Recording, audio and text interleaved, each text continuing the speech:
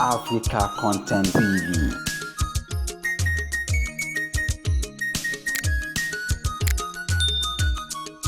Yàtọ̀ yàtọ̀ ọ̀pá àtẹ̀mí gbógun tó bá pa. Kò máa bá èèmọ̀ nígbà o. Ẹ̀gbà ìyá ọmọ mo sọ́kà ní kẹ́mi ẹ̀bí o. Ọlọ́run já. Yàtọ̀ yàtọ̀ ọ̀pá àtàláfíà ọ̀pá kò máa bá sílẹ̀ mọ́nà. Ọ̀pá yìí sá o. Ọ̀pá ní kẹ́mi ẹ̀bí o. Ọlọ́run jẹ́ òkè.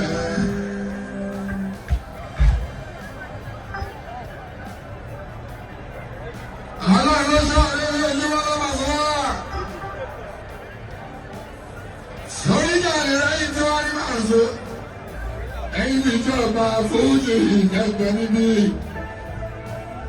Àwọn ṣànífàsìrì fún bàbá wọn. Wọ́n yẹ bá a ṣe sọdún kan fáwọn kan nìyẹn kó lè bá a sùn máa bàṣọ tó fi pé 5. Àwọn làbáwọn ṣe 5 ọ̀làbí wọ́n ṣe 10. Làbáyìnká àwọn ti ṣe 15 kọjá. Wọ́n tún máa ṣe 20 àlàbí ó bá rárá.